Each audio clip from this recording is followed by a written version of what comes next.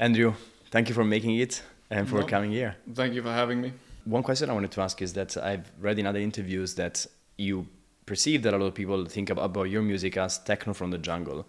Do you still agree with that? I mean, I never really think too much about what kind of things can be associated to my music. I mean, if that's what people think, then it's fine by me. But I mean, I can hear the influence to an extent, but I think I don't really think about it too much. But it's definitely a term that's become a bit more popular, I think, over the last 2-3 years. Yeah. But yeah, like I said, I never really think too much.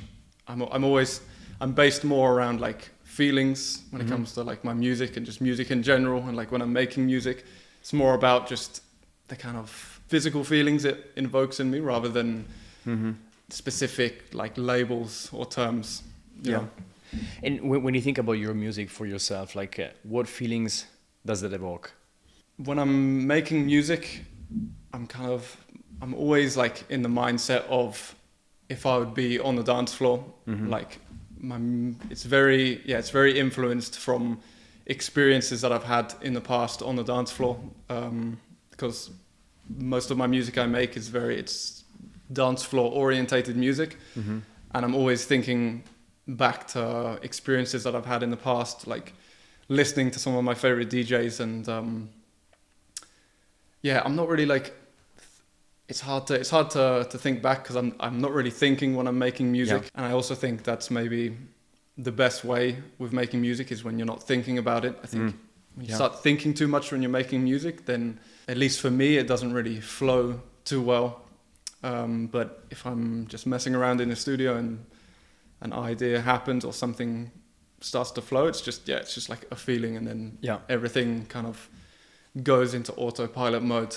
I think my favorite tracks that I've made are the ones that have happened the quickest, and I can't really remember how they were made. It just kind of happens. But definitely that feeling of how this would make me feel on the dance floor is something that does come into my head a lot when making music. Now you mentioned a couple of tracks you made in the past that felt like you didn't think about them.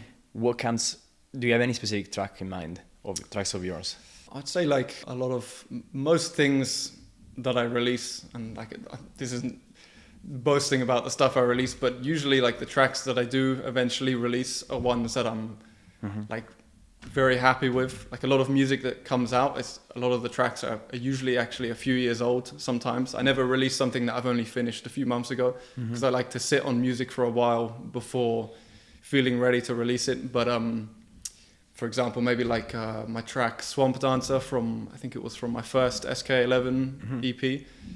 That's one track that comes to mind where when I listen to it, I'm still figuring out how I made that track, And there's a few others like that. But I'm happy to say that most of my music that I've released, I'm still proud of. I can still go back to it and listen to it, and I'm still happy about it.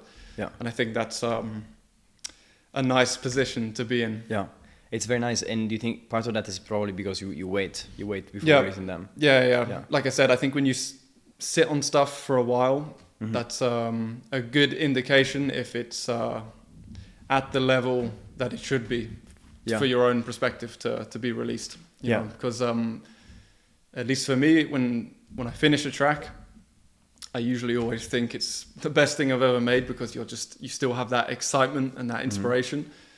But after, a few weeks or however long, it starts to fade, and then you can get a better idea of if it's actually good or not, More objectivity, yeah. Yeah. Does it ever happen the other way that, for example, you listen to one of your tracks you just made, you're super happy, and then you're, I don't know, a week later you think, oh, this track is shit? Oh, all the time. Yeah? That's most of the tracks, to be honest. But for me, it's only until I really start to test it on the road on the weekend that's the indicator if it's really working or not. Because, like I said, most of the music I make, at least as Rene Wise, it's dance floor music, and I make music for my DJ sets. They go hand in hand. That's just what I've always like to do as Rene Wise. So if it doesn't sound good in the club, on the dance floor, if it doesn't work in my DJ sets, then it's not good. But That's the club is like my best reference, because that also lets me know if I need to make adjustments, whether it be technical adjustments like in the mix down or just creatively or whatever. That definitely exposes a lot, I think. Yeah. And so basically, when you say you tested, for example, you played out in a set. Yeah, just playing it, playing it in my DJ sets, you know. Yeah. And the tracks that just work most times. I mean, not everything. It's tricky because one track, like every club is different, every sound system is different. The room, like there's quite a few variables in terms of what makes a track work in that moment. And there's a lot of times where I might play a track in one club on one sound system where it sounds amazing and it works, and in that moment it was super good. And then the next weekend I play it somewhere else, and all of a sudden it sounds way weaker, it doesn't get the same reaction, whatever it might be. But I do have tracks where most of the time they seem to work nicely, and they're the ones where I know that I'm maybe onto something with them tracks. And they're the ones that I'll test for quite a long period, and then eventually get to the point where I'm like, okay, these are the tracks that I would release, you know. Because I've made stuff where I might think in the studio it might sound really good, but then when I test it live, it's just isn't working. And there's a question also from someone from the audience called Victor that is asking, how do you realize when it's ready? So you partially answer it. And my question would be also, do you look at the crowd reaction, or is more you thinking technically, can this be played with other tracks? Can this sound good in a sound system? It's just the feeling that it gives me when I'm playing it. Pretty much how it sounds on a sound system, and also like the feeling that the reaction that I get from it, you know. I'm never really looking. It's never really about the reaction it gets from the crowd, although that can be a good indicator sometimes. But that can change because, like I said, every crowd and every venue is different. Some crowds might not react to something a certain way compared to the other one, so that's not the best indicator for me. It's usually just about how it makes me feel and how it sounds. And if it sounds like really nice in the booth and it gets me going, then that's the best indicator. So first and foremost, it's just about how it makes me feel, you know. So, and that's mainly on the more sonic aspect usually, and also how that blends with other tracks and everything like that. Super interesting. And then when you first produce a track, are there any things, for example, rituals, things you do in your life to make sure you can get into a creative mood or you get inspiration? Not necessarily. Sometimes it's just coming back from like a weekend with after some really nice shows can be a good inspiration. But I'm very spontaneous with when I make music, and I think that's for better or worse sometimes. Like I do think that maybe I should give myself more of a proper like routine and schedule when it comes to being in the studio. But then at the same time, I don't like forcing things, and I've still not really figured that out yet. Because I might have like a week or two where I'm feeling really inspired and I'm just making music a lot, or I might just go to the studio randomly and then something from that session comes about, and then for the next few days I'm super inspired and just spending a lot of hours in the studio. And then after that intense week or however many days, I feel like I need to regenerate like my creative juices and spend a little bit of time outside of the studio. And then usually in them periods, I would maybe be more focused on like digging for music and organizing music. And I kind of, do one or the other when it comes to either being in the studio producing or like organizing music for DJing. I find it hard to like blend the two at the same time. I kind of like to put all my focus into one or the other. Got it. Okay. But I'm not like one of these artists who finishes like 30-40 tracks a month. That would be very cool to do, but for me, like if I finish like 3 tracks in a month, that's already a very good month. That doesn't mean I've only started 3 ideas. I've probably started many more ideas, but in terms of what I like follow through with and finish, it's usually like a small amount and a small number. Yeah. But yeah, like I said, I haven't really figured out a proper routine and schedule. I do think it is good to sometimes just set yourself a routine and just go in to the studio at these periods and just try and make something. Yeah. But yeah, it's also something which, because it's creative, I don't really like to force it. But there's really no right or wrong way. I think it's just whatever works for you. Yeah, I agree. I mean, do you need to figure it out? It seems to be working for you. You have this flow that works for you. Yeah, I mean, yeah. Why would you change it? Yeah, exactly. And when I have like tracks that I've finished, even if I've finished them months ago, if I'm still enjoying to play them tracks out, I don't always have this need to like constantly be writing new music. I mean, that doesn't mean I don't like to just be in a studio and just mess around with equipment and just record stuff and do stuff that isn't necessarily making a track, just making sounds and just playing around. That's something which I always do month to month. But it doesn't always need to be about just finishing new tracks, because I find if I start writing loads of new stuff and finishing lots of new stuff, then some of the stuff I've maybe only finished the other month starts to get maybe pushed like too far back into the abyss of other tracks, The hard disk. So I like to give stuff a bit more time and attention to, finish it, test it out. Because like I was saying, when I finish a track and when I start testing it on the road, sometimes usually I need to go back to it and maybe do some tweaks in the mix down and little adjustments to kind of get it fully finished. It's never, even though I write music quickly and I like to get the bulk of a track done in maybe like 2 days or whatever, that doesn't mean the track is completely finished. Now I need to sit on it, I need to test it and come back to it and maybe make adjustments. Yeah. Is there a specific way that how you start a track? Usually always from just experimenting and just playing around with sounds, like messing around with a synthesizer. Usually sound design, I start with sound design rather than like drums or whatever. Even though my stuff, like my music is very rhythm focused, I never actually start with like rhythms, like drums and percussion.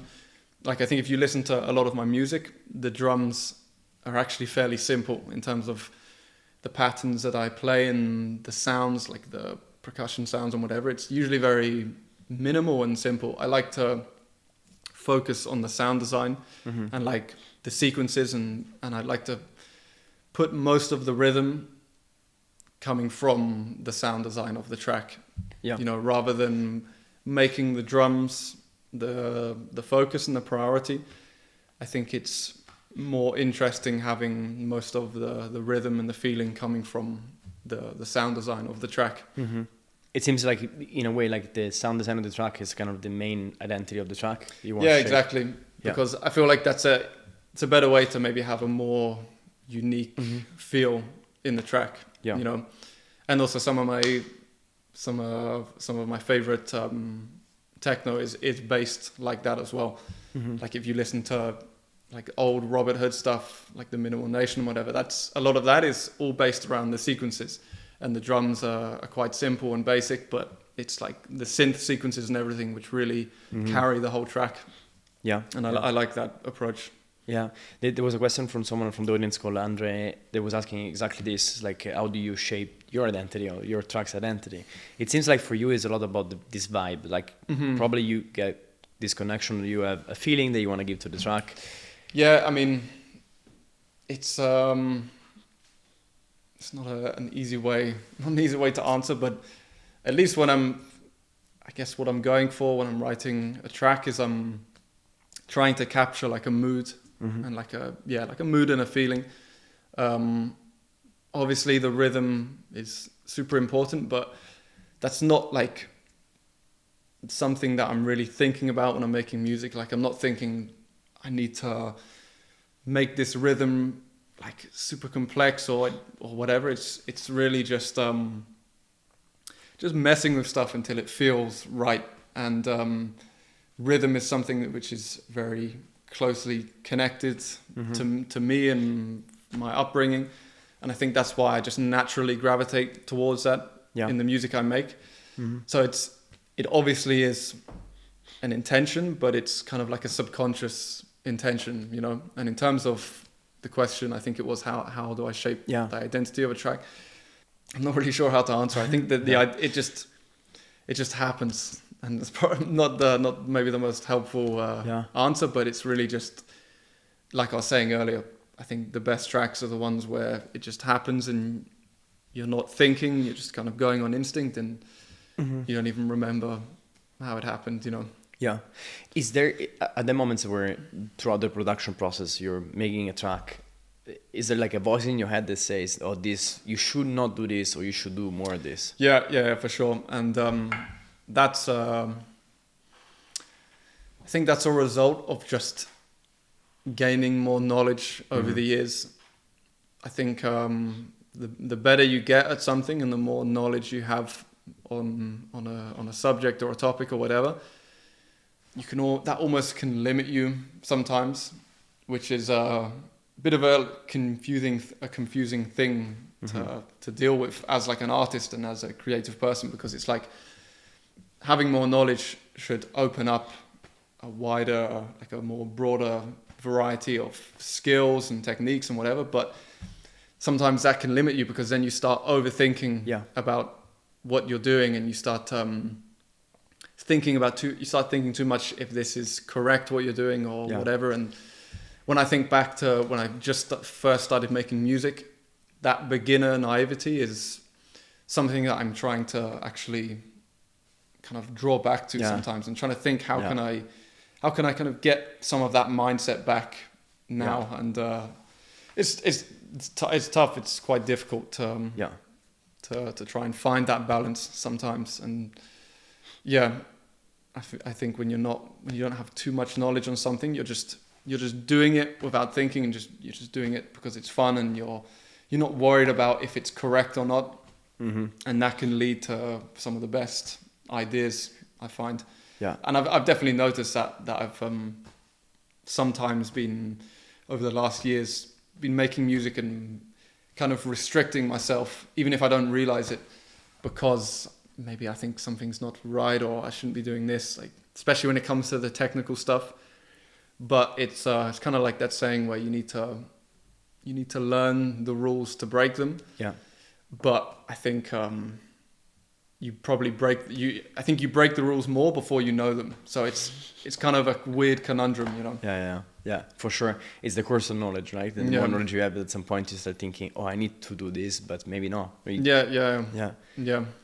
And, sure. And do you feel, on the other side, this is like more your knowledge, but do you feel external pressure? So now that you have recognition, people know your music, people play your music, people appreciate your music, do you ever feel, I shouldn't do that because this label, this person will not like it? No, and that's something, I had that mindset like earlier on, like when I just started releasing music, but now I really just make the music that I enjoy and that I'm happy with. Of course, them thoughts occasionally do come into your mind. I think it's just human to have external influence from what other people might think, but I always quickly push them thoughts out, because like in the early stages when I was just starting to release music, that's when I was very focused and influenced on what other people might think and what labels might think. And, you know, I would be making music to try and fit a certain label sound, or making music to think, like, hope that this person would enjoy it, this label would like it or whatever.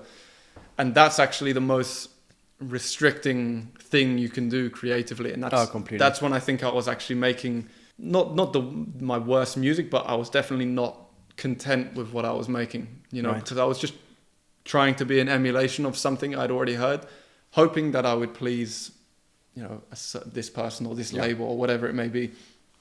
But actually, for example, when it comes to your favorite label that you might want to release on, if you're making some music that sounds like an artist they've already released, it's actually the complete opposite of what that label wants. The label wants to hear an artist who sounds like themselves or doesn't, sounds still under the umbrella, like the stylistic umbrella of what that label puts out, but unique to you. It doesn't just sound like you're making an EP that sounds like this artist they've already released. They want something that's unique to you.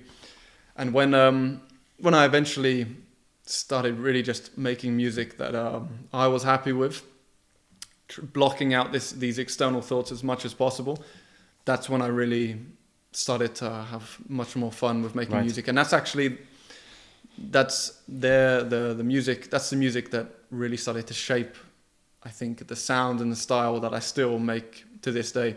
Yeah, because that's when I started to realize this is the music that I genuinely enjoy making, and it's also what's kind of forming a certain sound or whatever that's partly unique to me. I think a signature, like every producer wants to have a signature style and a signature sound, but that's not something you can force.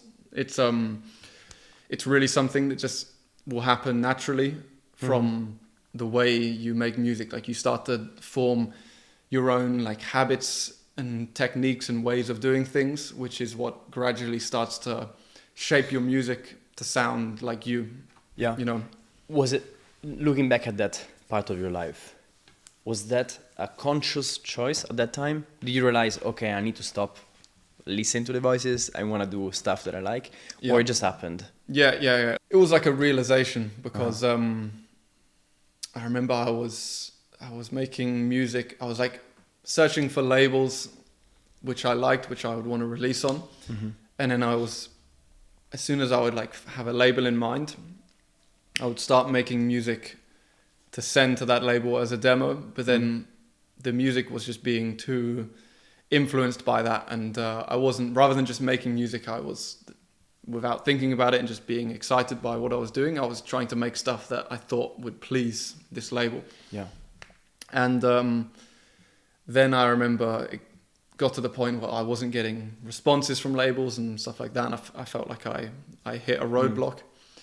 And I remember that was like one period where I just started to kind of get demotivated and whatever. And then I stopped focusing on labels and whatever. And I just started making music that influenced from artists and people that I really like, but without the goal of sending it to a label. Like I started to, it's when I took out this idea of having to make music to send to a label, and like this whole idea of releasing and whatever, that's when I started to have more enjoyment. And that's when I really think my style or how I make music started to form itself, because the whole thing of like releasing on labels and stuff like that, it is like an external factor around making music. Like making music first and foremost should be because you enjoy it. Like you should make music for yourself first and foremost.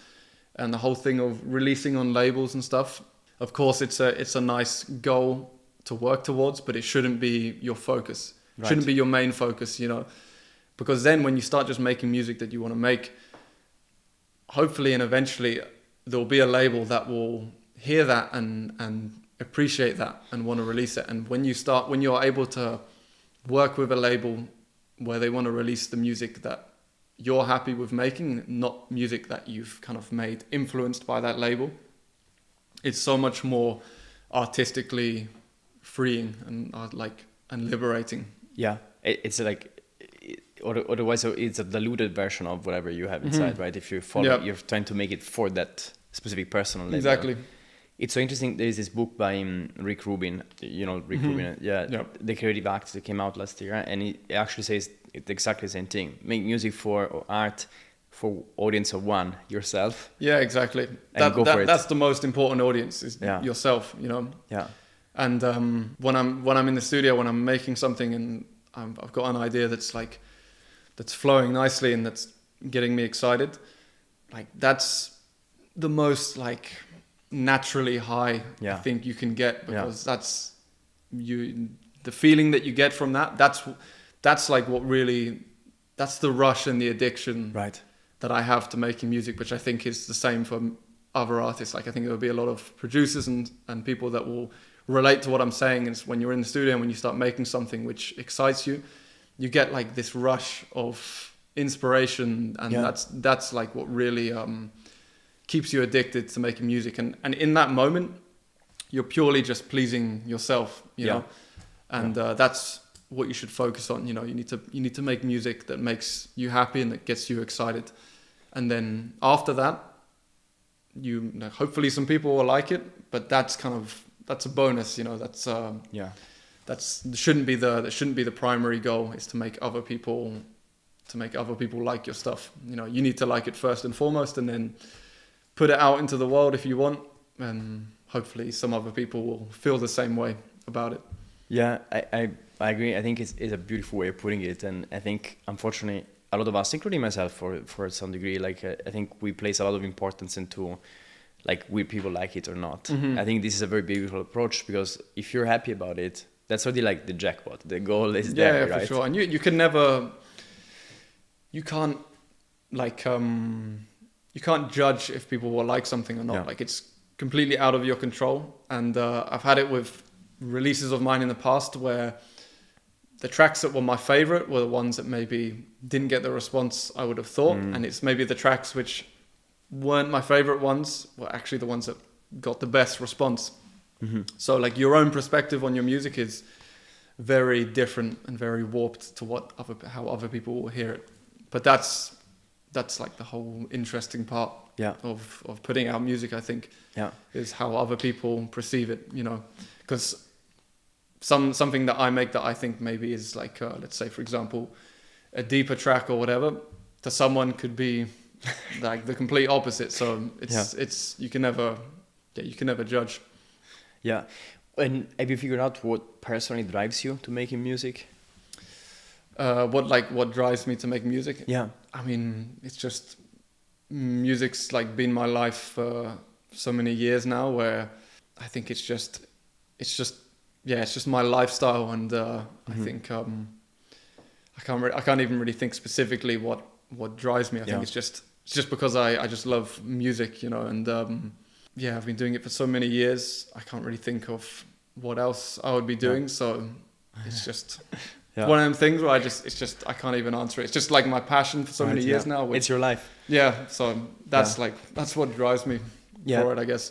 There's a question from Paddy who was asking, do you feel there is something spiritual that moves you to make music? If anything at all, do you feel are you a spiritual person? Do you consider yourself a spiritual person? I wouldn't say I'm like specifically spiritual, but I'm a very calm person in general, and music is something I think like music is what probably makes me spiritual, and is what kind of keeps me mellow and keeps me calm. And I think I don't know, I think because music is like my life and it's what I'm just obsessed with, I think that's what almost like that is kind of my the spiritual side to my life comes from music. You know, I think if I didn't have music in my life, then I think I would definitely need to be seeking something more spiritual, and I'd need to be more of a spiritual person. But I think music is like what really balances me in life and what keeps me kind of on the straight and narrow. Yeah. Super beautiful. And I think music in itself is like such a powerful thing. Yeah. I think it is like, it's such a spiritual thing in itself, you know, and there's also scientific things behind music, which factually it is spiritual, you know, it's a healing thing. And I think that is where my spiritualness comes from. Yeah. And are you, I read in other interviews that part of your family is from Persia, from Iran, and then you also, your parents, at least your father was a drummer. Mm-hmm. How connected are you with your Persian roots and with your father's background in general with drumming? Yeah, I mean, he I think definitely like my musical gene would came from him. Mm-hmm. And also like my love for rhythm and these kind of things definitely came from that, because started drumming, I think, when I was like 7, 8 years old. Mm-hmm. And then I started making electronic music when I was about 13, so a few years later. But yeah, my dad, he's a very musical person. Like, he loves music, and also just like Persian culture in general, music is a big part of the culture. Mm-hmm. So I grew up with music being very connected to my family and whatever. Like, my mum, she's not a musician or anything, but she also is like she also loves music, and music was always something that was just very focused on in my family. Like, it was Mm-hmm. always playing in the house, or, you know, I would go to cultural celebrations like Persian New Year, which is like a separate, not like literal New Year, but they have like their own New Year celebration, more like in the middle of the year, and music and percussion and everything is a big focus of that as well. So yeah, lots of things which influenced me from an early age. Mm-hmm. And also, like, my older brother, he's not he was never a musician or anything like that, but a lot of the music I grew up listening to was kind of stuff that I just followed from my older brother. Like, he grew up a lot listening to like old 90s hip hop, for example, and I just had the same thing. Like, I remember when I was like 9 years old, 10 years old, I had like a little MP3 player, and it was just full of like old 90s hip hop. Amazing. Like Pete Rock, Jay Dilla, like the Slum Village stuff, NWA, which is probably wasn't the best thing to be listening to when you're like 9, 10 years old, but I grew up listening to like a lot of 90s hip hop, which was all just kind of stuff that I got influenced from my older brother, because he's 5 years older, so he was like a different generation. And sorry, I forgot the question. No, it was like the musical roots, like what kind of like brought you where you are right now? Like how connected you feel to drumming? Like you mentioned. Yeah, I mean, like, but like with Persian culture specifically, I've always been fascinated from the percussion side, especially. Like, just Middle Eastern, the music, the whole music culture from the Middle East in general, I always found very fascinating. Yeah. And I think being exposed to that from a young age definitely had some influence. Yeah. I think when you're really young, getting experience to any sort of vastly different culture is gonna have an interesting impact on you as you grow older. Even if you can't really think about it, or if it's like more of a subconscious thing, it will definitely influence you to a certain way. So I'm happy that I got to experience such a different side, a different culture, because I grew up in the UK. Yeah, and, in Brighton, right? In Brighton, and so being able to experience like Iranian culture, I think was a very interesting and valuable thing to have. Yeah, for sure. And there was specific questions. Part of this question that I just asked you are from Paula and Farhad, and they were wondering whether have you ever considered to bring part of the Persian culture and music into your current music? So, I mean, it's something that I've played around with in the past, but not not in techno, because before Rene Wise was born, I've made like all different types of music over the years. Like, I've experimented with lots of different things, like more down-tempo electronica stuff. I've also done like more like indie pop stuff as well. And I also, the first electronic music I started making was the more UK genres like dubstep, drum and bass, garage. I've made like a lot of things in the past, just because, just out of enjoyment and out of interest. And I've had times where I've like studied a bit more into like Middle Eastern musical scales and certain percussion and rhythmic things, like time signatures they use in a lot of like Middle Eastern percussion, Middle Eastern rhythmic music and everything. And I've like had little times experimenting with that. It's never amounted to anything like that I've released or anything like that. This is just music that I've made in the past, out like messing around and having fun. It's not something that I have been thinking too much about in terms of incorporating it into techno music, into the stuff I do now. Although not Middle Eastern, I've been very influenced by a lot of Latin America, like stuff like samba and a lot of Brazilian music, and the rhythmic aspect from Latin American musical cultures is something that definitely inspired me a lot.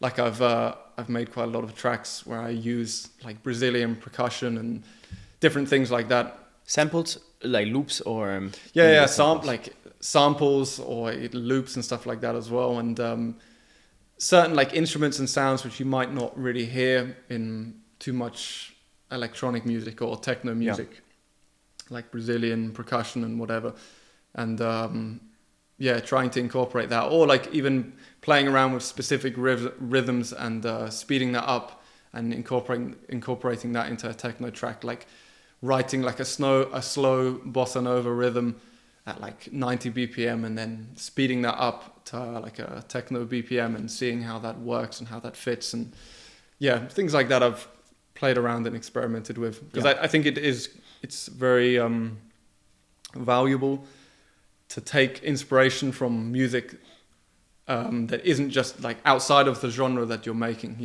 not just listening to techno to be inspired to make techno.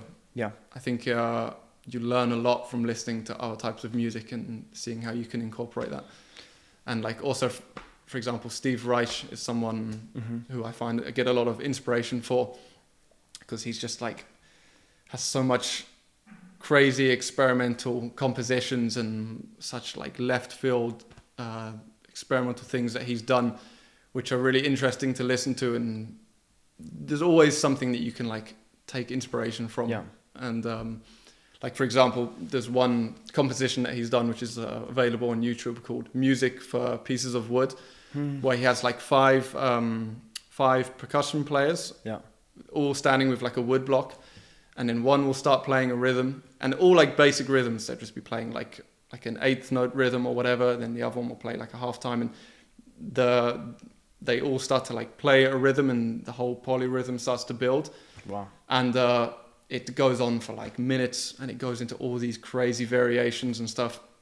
And even just listening to something like that, you can, if you're stuck with writing rhythms and patterns in Ableton or whatever, listening to something like that is already a quick way to just to emulate what you're hearing and just kind of recreate that, and then you can tweak it and change it into something different. But I think maybe if you're focusing too much on other artists who are making similar music to you and pulling inspiration from that, it might eventually kind of lead you to a writer's block. Because it's a bit of an echo chamber, right? And then or maybe even worse, like what we were saying before, you then start thinking, I need to make music that sounds like this because everybody's I'm making this up, jungle techno right now. And then you stop hearing, I don't know, I like Persian music, I like Latin American music. For sure. And like I understand it as well, because if you're making music in a genre where you don't have too much experience, I fully understand the idea of like trying to emulate stuff from that genre as much as possible in the beginning, just to kind of get to grips with that genre and understand what sounds authentic, because that's really the toughest part with any musical genre, is making it sound authentic. And it's hard to break down exactly what that means. I think you kind of will understand the more you learn about a genre. So I can understand listening to a lot of that music to just get to grips with what sounds authentic and try and recreate that. But once you have like a pretty good idea of what you're doing just with production in general, then I feel like you can start to look a little bit outside and try and pull inspirations from other things and put that into the genre that you're making. But it definitely takes a bit of time. And I think in the beginning, if you're completely new to making the genre, it is good to just listen to that genre as much as possible and learn about the history as well, which I think is really important. Not just be influenced too much by the contemporary stuff, but really like look deep into what made that genre what it is today, and like how that started and how it formed over the years. I think that's definitely going to help you make the stuff that sounds, genuine and authentic for that genre. And then you add your own take to it. Yeah, exactly. right now you've been producing for a lot of years now. Do you listen when you're at home, for example? Do you listen to a lot of techno or electronic music in general, or you have a very wide or non-techno? I listen to. I mean, I listen to a lot of techno just all the time, but it's always because I'm digging for music and just looking around for music, and I'm also just interested. I'm always interested in what's coming out and what artists are doing, because I like to just hear what's going on, and you know, I still get inspired a lot from other artists about what they're putting out. But I think I listen to techno with a purpose, I guess, is maybe the best way to put it. You know, whether that be digging or just to expand kind of my knowledge of what's going on at the moment. But I think when I'm traveling, that's when I don't listen to techno. Like, that's when I enjoy listening to anything apart from dance floor music, is when I'm traveling, like on planes and airports and whatever. That's my favorite time to actually listen to other stuff, because you need a break from dance floor music at some point. Fair enough. And so now, changing slightly the topic, like you release on a lot of like very good labels. I think you had one of your first releases as Rene Wise was with Mark Broom's label. I think was 2018, possibly. I think it was like beginning 2018. 2018, yes. And then I read from another interview probably that you then released a Moto Evolver quite like quickly after, because a friend of yours sent one of the tracks to Luke Slater. It was actually Mark who Mark sent it. Yeah, because the release on Beardman, Mark's label, was definitely was like the beginning of my kind of journey in it like opened up doors for me, because I put out the release on Mark's label, and I remember that Luke was supporting the release quite a lot, just from like the feedback, and I also saw some videos and stuff. And like Luke Slater for me is one of my techno heroes, and just heroes in electronic music in general, because he doesn't just make techno. He's got like Seventh Plane, and LB. He's I have a vinyl there. he's just like a production wizard for me. So he's been a big source of inspiration, and his label Moto Evolver was also one of my favorite labels, and that was definitely a goal for me. And I saw that he was supporting the release a lot, and I just asked Mark if he could maybe pass over some demos to Luke, and Mark is a super nice guy. Very cool. He just forwarded some demos to Luke, and then Luke got in contact with me over email. He liked the tracks, and then kind of the rest is history from there. Oh, that's amazing, yeah. But I think it's a good lesson to know that sometimes you need to take the initiative, and that's one thing I've definitely realized in like the music industry in general is nothing gets handed to you on a plate. Like you really do need to take the initiative. You know, even if someone's like actively helping you, you always need to be the one with like your first foot forward, and you can't kind of rely on people to be doing things for you, because people are also, you know, very sucked up in their own life and responsibilities as well. And you know, if I would have not asked Mark to send some demos to Luke because maybe I didn't want to bother him or whatever, which is at the time was definitely something I was thinking about. I was very like insecure about if I should ask him or not, but I was just like, you know what, I just have to go for it and give him the music and see what happens. And luckily Mark was nice enough to do that for me, and then that's how the opportunity came about. So very interesting. Yeah. And before that, so how did you get in touch with Mark? So I got in touch through an old friend of mine, Dave, who used to be a part of Fat Cat Records, which is it's a record label based in Brighton, but it used to be a record store like back in the 90s in London, and it actually used to be a very prominent record store for like house and techno and all of the club music. And like Dave he knew all of these kind of old school techno guys because they used to come and shop in the store. So Mark was a friend of his, And I met Dave when I was studying at music college, and Dave came in to do like a talk, like a little panel talk to the students. And through there we got talking, and I sent him music I was making, not Rene Wise stuff. It was like some other music I was making at the time, more like indie electronica stuff. And we stayed in touch, and I started to find out that Mark was connected with some of these guys. Then I started to show him my techno stuff, which he really enjoyed. And I think he was the one who offered about sending some music over to Mark.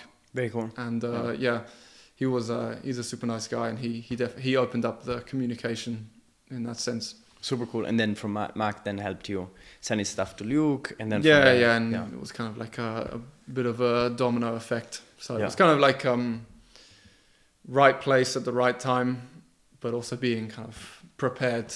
Yeah. When the opportunity came. Yeah, but because by the time you released on Birdman, you already had done music for quite a while. So I mean, you started 13, and then it's like 6 years later. Yeah. So I'd already been making music for a few years at that point. Yeah, and so you were ready. I mean, you also did the work, right? You sent the music out. You were like, okay, yeah. I mean, I actually I had a couple of releases before the Beardman one. Mm-hmm. Like my first ever release, like my first ever Rene Wise release, was on a label called Anemone. Mm-hmm. It's a UK based label. I did a couple EPs with them. Then I did a digital EP with Arts. Arts. It was like on their digital label. And then after that, my fourth release was the Beardman one. Yeah, but that, like, the Beardman release that's when I really started to be comfortable with what I was making and my style. Like, if I listen back to that EP, I'm still happy with them tracks. And I think that was a moment when I stopped, like we were talking about earlier, I stopped making music with like trying to fulfill an expectation of other labels and whatever. That's when I was just making stuff which was satisfying me at the time. Yeah. And that I don't like the very first releases that I put out, like the Anemone one and the Arts one and whatever. I wouldn't change anything, because that everything is like a learning curve, and I think you gain experience from every situation. So them first three releases, I don't hate them, and stylistically they're also not completely different. They're just a very early version of what I'm doing now, I guess you could say. Mm-hmm. But it was all a good learning experience, putting out them releases. Very interesting. At that time, were you playing a lot of gigs already? No. I mean, well, I played at quite a few gigs just in my hometown in Brighton. Even before Rene Wise, even before I came up with Rene Wise, I was just playing at small little parties and clubs, and basically any opportunity I could get, I would like to fill in a slot, I would play. So I played at a lot of crappy parties and had some pretty bad experiences. But I'm super glad that I had all of that experience. I think that grounding was really important and really vital. I think you definitely learn the most from the bad gigs compared to the good ones. Yeah. And like these days you can see it sometimes with artists, maybe like producers who put out a release or two for the first time, and very occasionally an artist maybe starts to get recognition quite quickly for some of the music they put out, and they can sometimes be like almost fast-tracked into playing really nice gigs. Yeah, festival, big club, or exactly. Club. And I think it just takes a bit of time to really get that grounding and that experience, because you can't rush experience. You can't rush time.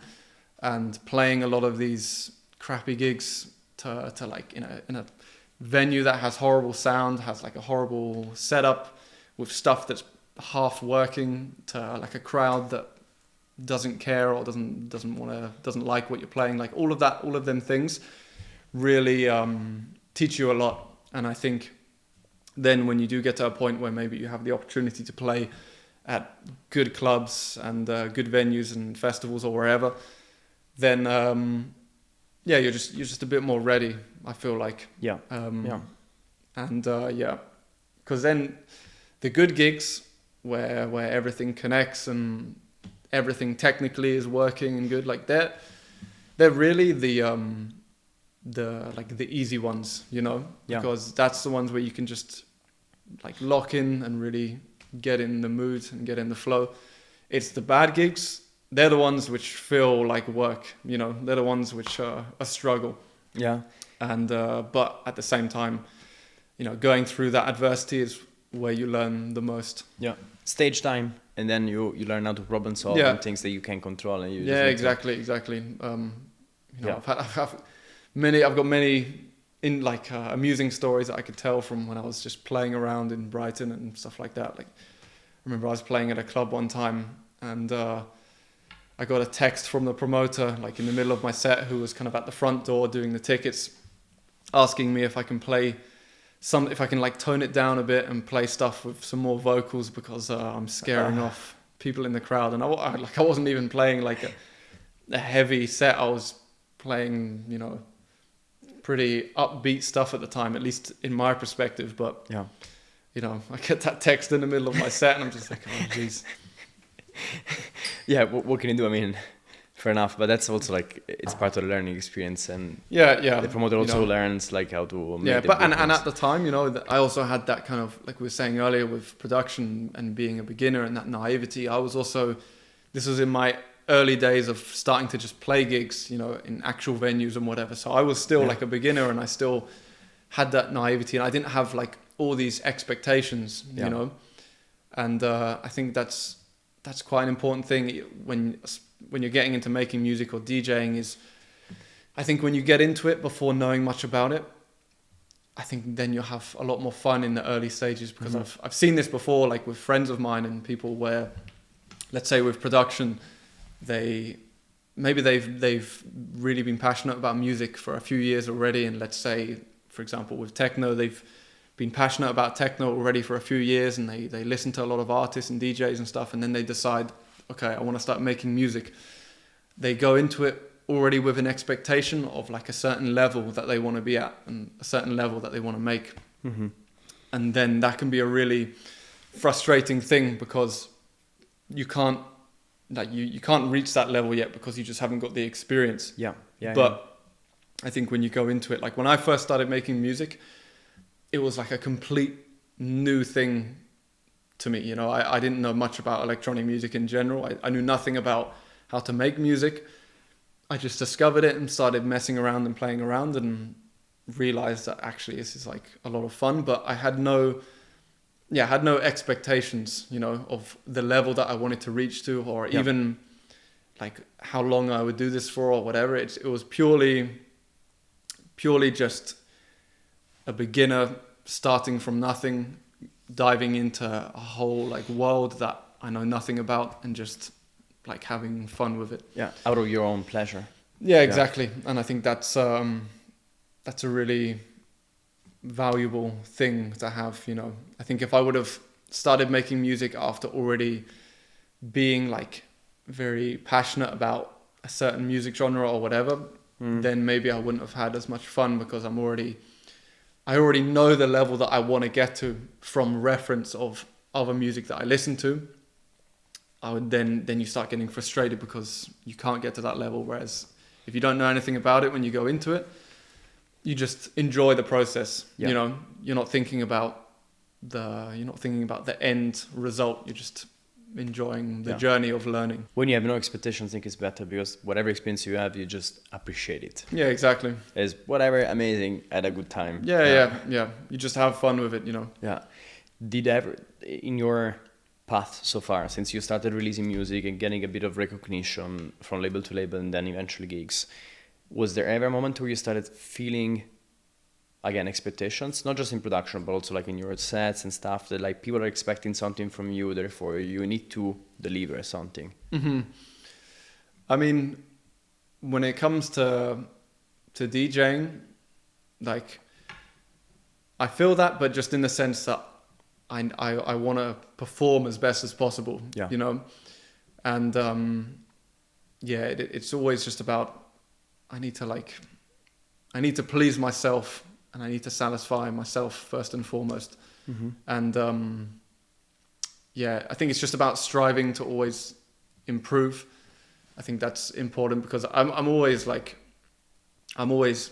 doubting my ability in the music I make and whatever. And I think most artists are their own worst critic.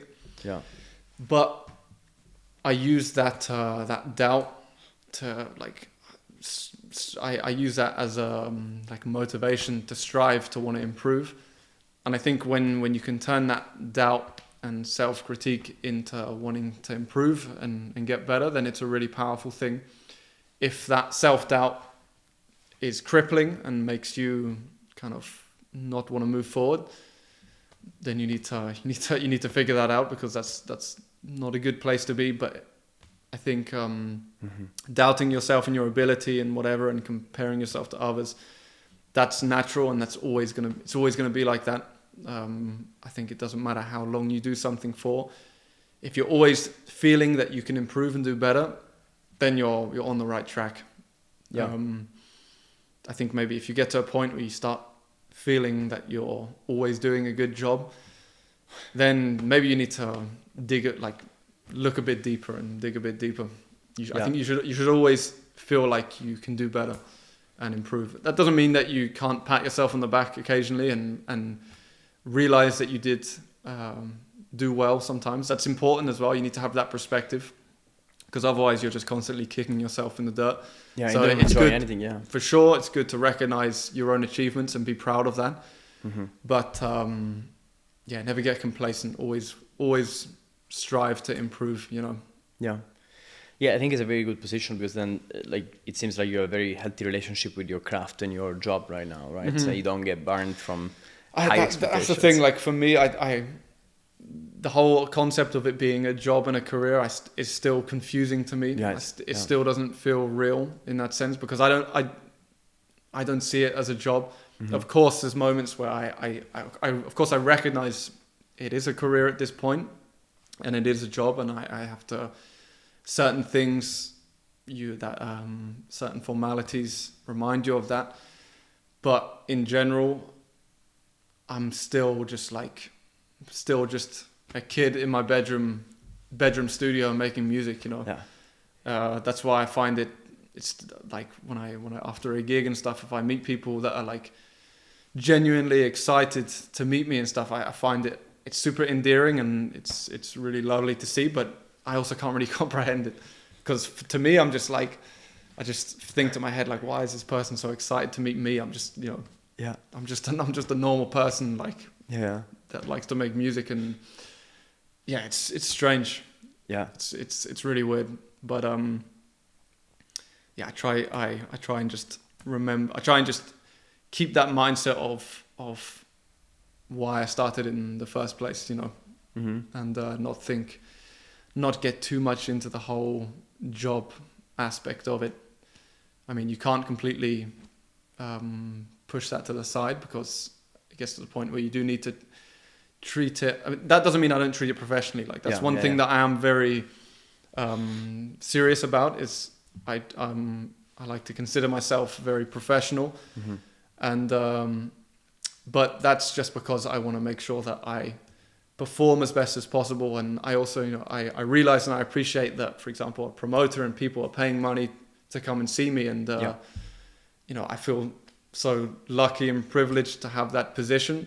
So of course I'm going to be as professional as possible and try and perform as best as possible, because people are paying money to see me, and people are paying money to book me, and I definitely don't take that for granted and don't forget that. I try and like keep this mindset where the gigs and everything could stop, in a few months. Like I try and keep this mindset where this is almost like a temporary thing, because it well and truly could be. You never know. I mean, COVID was a very stark reminder of how fragile this, like our industry actually is. Yeah. And I try and keep that in mind, so that when I do go to a gig, even if I'm like not feeling great, I'm really tired or not in the mood, because it happens, you can't always be really in the mood, but at least when I arrive and when it's time to perform, then I'm gonna do it, like work to the best of my ability to do as best as possible in that moment. You know, even if some factors aren't how I would like them to be, whether like let's say the sound isn't how I want it to be or whatever it is, I'll try and adapt as much as I can to perform as best as I can. Yeah, it sounds like you experience this gratitude for what you experienced, what your life is right now, and it's a beautiful place to be in. For sure, and I think it's really like it's felt very organic, which is nice. Like I'm kind of thankful to say all the kind of success that I've reached up to this point has been just from doing things the way I want to do them. You know, I can say that I've never like tried to do anything in a specific way to boost my career or whatever. It's like I just make music that I want to make, and you know, try and release it with labels that I like, and I perform and play the music I enjoy, and I'm not influenced. I'm never doing anything that goes against my integrity or whatever. Yeah, I had two questions that I wanted to ask you about this. Is like, one is, do you ever wake up or just travel to a gig and you're like, holy shit, can't believe this is happening? Yeah, for sure, for sure. That's quite a lot of weekends, you know, especially like just this past weekend. Bassiani, I got to play at like two of my favorite clubs, and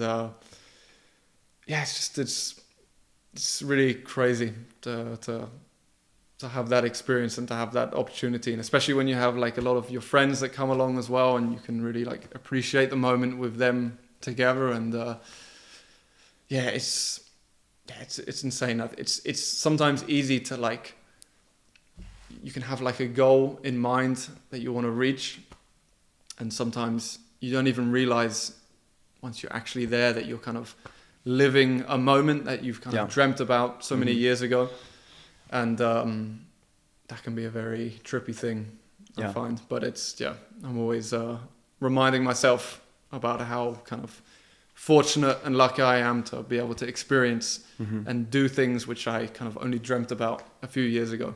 Yeah, it's amazing. It's really crazy. Yeah, it's really cool.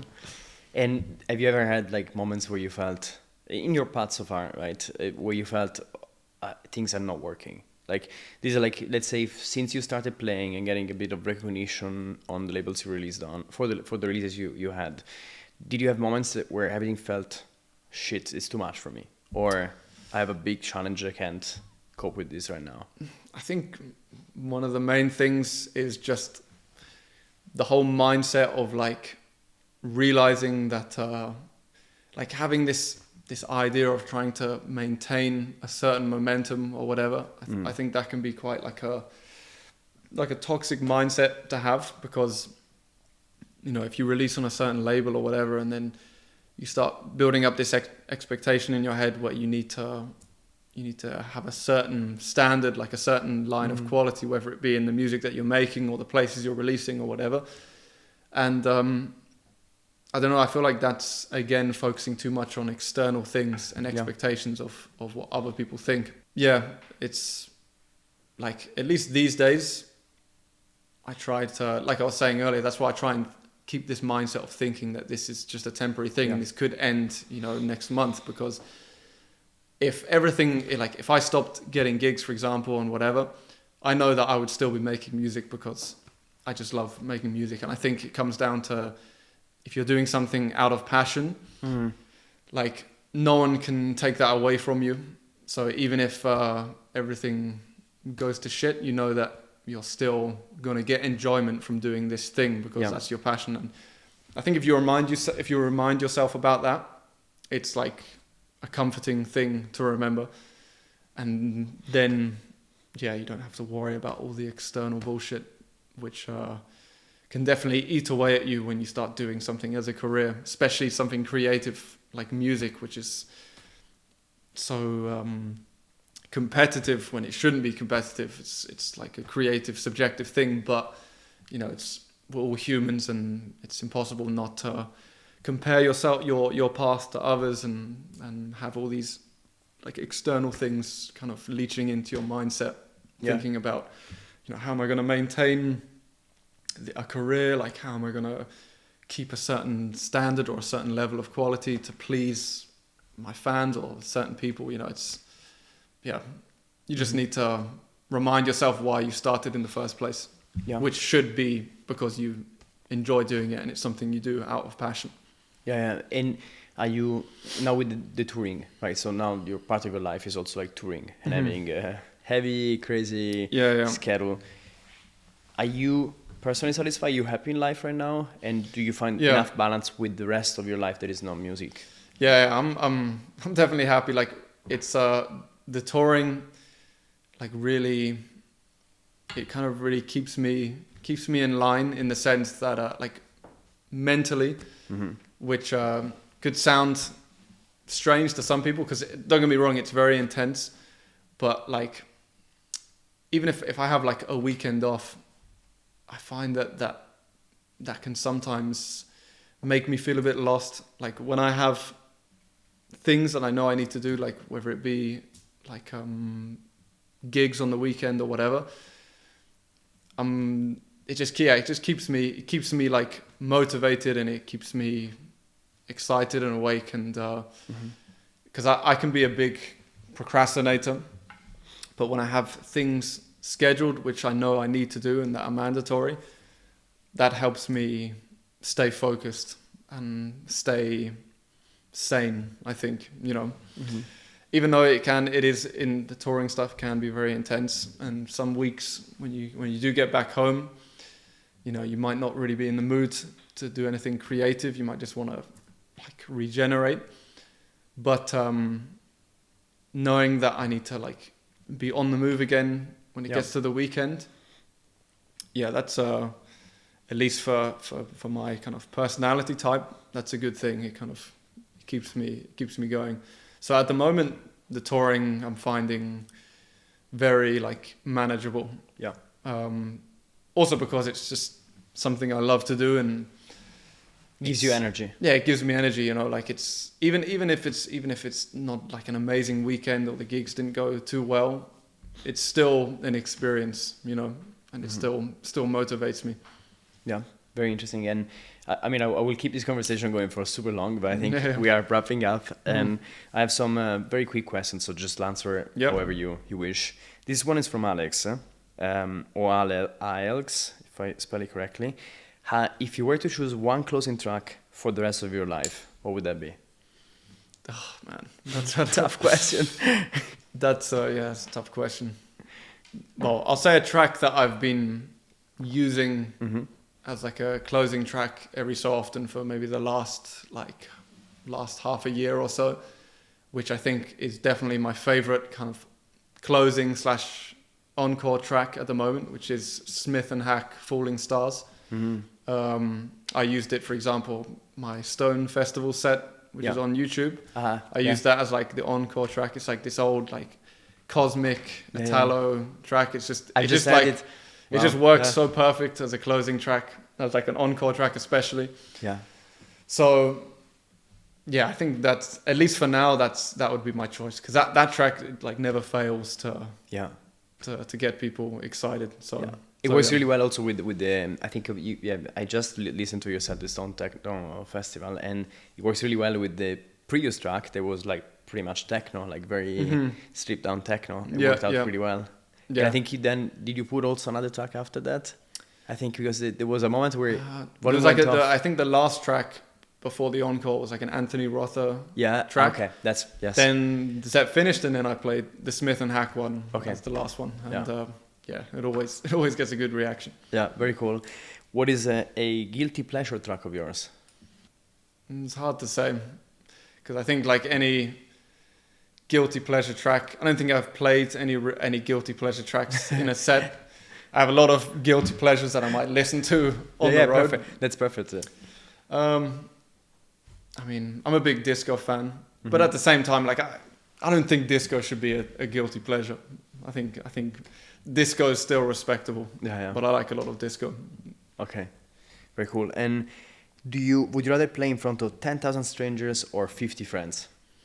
50 friends. Yeah. Yeah, I think like in terms of just playing to a crowd, I would always choose like, 50 people on the dance floor, like that are really connected and passionate about what they're hearing, compared to like 1,000 or 10,000 people who might not really care that much about what you're playing, or not be that connected, because when I'm DJing as well, like usually when I look at the crowd, I'm not like looking at everyone. I focus on specific individuals, and even if, for example, there's like, let's say 400 people in the room, even if like 90% of the people look like they aren't enjoying, if I see like one or two people at the front that are like really vibing out, I kind of like I'm playing for them for a certain period, like it's like, I think a good reference is, if you're speaking to a crowd, for example, if you're like public speaking, you're not really like speaking to everyone. I guess you kind of like focus on individuals, and you're kind of speaking to individuals one at a time. And I find that's the same when I'm DJing and when I'm reading the crowd. I'm not reading everyone. I'm just focusing on individuals and seeing like, is this person enjoying? Is this person enjoying? And like, if there's one person which is really vibing out, that's enough motivation for me to just keep going and focusing on that person, to give you energy. Yeah, exactly. And if you were to choose one artist, dead or alive, that you have to spend 1 week on a desert island with, who would that be and why? I would say maybe like DVS1. He's just a hustler, and I know that he could probably find a way to get us out of the island. So I think I would choose him. Amazing. Yeah, Zach is a great person to spend. Yeah. He would definitely come up with some solutions quickly. Yeah. Amazing. And okay, last of the rapid fire questions. Can you sing aloud one of your latest tracks? I'm gonna take the cheap way out and say that I don't have any melodies in my track, so I can't do any singing. Sorry. Done. Perfect. We tried.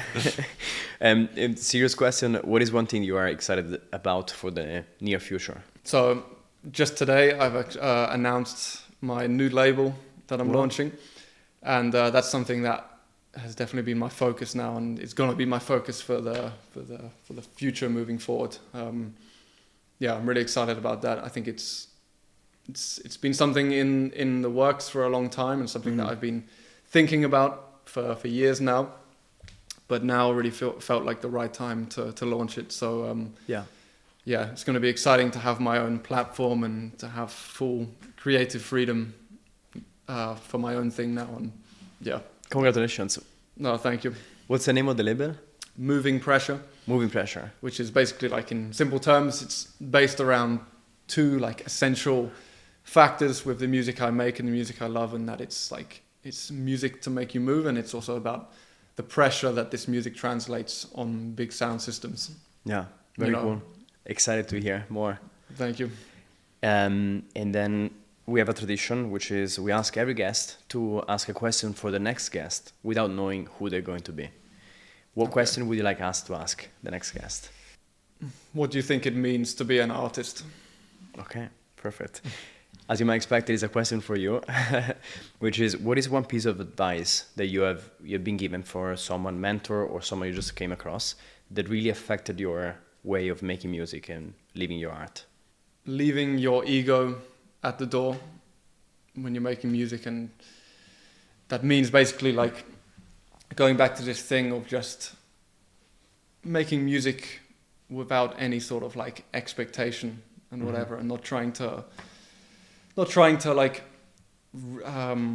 reach a certain level or whatever, or try and please a certain amount of people or something, and just, don't have any expectation, just don't think about it, just do what truly comes from your heart when you're making music, and I think that way you'll get the best result, and always like strive to improve, never think that that you're good enough, or that you know too much, or that you know enough, because that's when your ego starts to maybe get in the way of your creative growth.